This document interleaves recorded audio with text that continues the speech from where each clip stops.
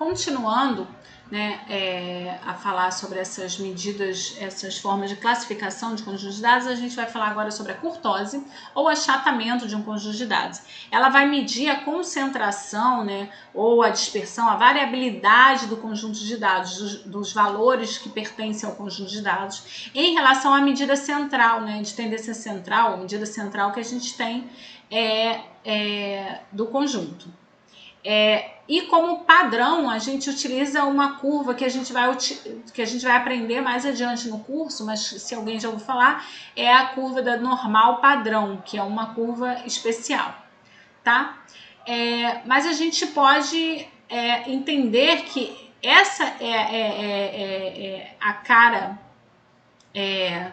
da normal padrão. Ela não é nem muito afunilada, como a leptocúrtica, né, que a gente tem nomes, né, um pouco mais diferentes, nem muito achatada, como a curva platicúrtica. Então, essa cara aqui, mais ou menos, da normal padrão, tá? Aqui, né, tá um pouco a escala que deixou ela um pouco mais achatada do que a gente está acostumado, mas ela não é afunilada assim igual a leptocúrtica, né? Ela é o meio termo, certo? Então a gente vai classificar aqui curvas mais afuniladas do que a mesocúrtica, que é o nosso padrão. A curva mais afunilada é a leptocúrtica, a mais achatada é a platicúrtica e a nossa padrão aqui é a mesocúrtica. Como que eu vou saber que ela se encaixa na mesocúrtica ou nas outras? Então a gente vai ter também um coeficiente que a gente vai defini-lo da seguinte forma: suponha que eu tenho um conjunto de dados, né, dessa forma aqui, x1, x2, xn. O coeficiente de kurtose que a gente vai aprender aqui no curso, ele é dado pelo que a gente chama de M4 aqui, que é uma medida também interessante, dividido pelo desvio padrão, elevado à quarta. Note que esse M4 aqui não está elevando não, ele é só uma forma de identificar essa medida aqui, tá? Que é uma medida de tendência central. M4 de x, dividido pelo desvio padrão elevado à quarta, menos 3.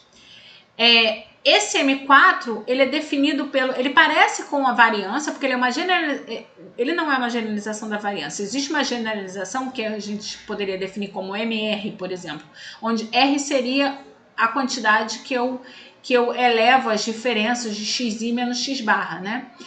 Para o caso da variância seria 2, o M4, 4 e assim por diante, tá? Então, ele é muito parecido com a fórmula da variância, só que eleva a quarta. Por ser elevado a quarto, eu não tenho uma expressão tão simples, né, como a gente simplifica a variância e faz aquelas contas, né, de uma forma mais prática. Aqui não, eu tenho que fazer ou na mão ou computacionalmente, né? Esse menos 3 é para a gente colocar esse coeficiente centrado todo em relação ao zero. Se eu quisesse, eu poderia manter ele em relação ao 3, não consideraria essa parte. Por quê? A curva mesocúrtica, ela dá exatamente essa medida aqui, igual a 3, a mesocúrtica. Então, o que a gente faz aqui é tirar esse menos 3 para ficar tudo em torno de zero. E aí a gente vai poder classificar da seguinte forma: valores, conjunto de dados que levam a valores desse coeficiente igual a zero, a gente vai chamar de conjunto de dados mesocúrticos.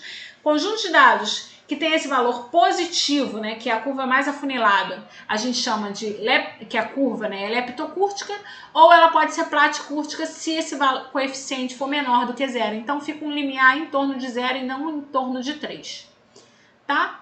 Voltando àquele mesmo exemplo anterior, a gente tem que calcular, para obter esse coeficiente, a gente tem que calcular esse M4, que dá um trabalho enjoado, e o desvio padrão, que a gente já tinha calculado. O desvio padrão, né, 0,44. O M4 pega cada valor observado do conjunto, menos a média aritmética que a gente calculou, eleva a quarta. Mais o segundo valor, menos a média aritmética, eleva a quarta. Assim vai até o último valor do conjunto, menos a média aritmética, eleva a quarta, dividido por N. Deu 2,05.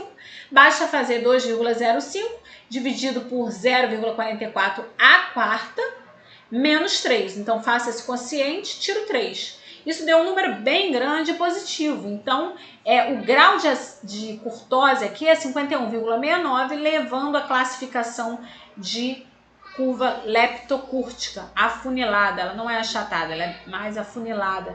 Ela é mais concentrada, né? Os valores são mais concentrados, porque aqui é o NI, então os valores são mais concentrados em torno da média.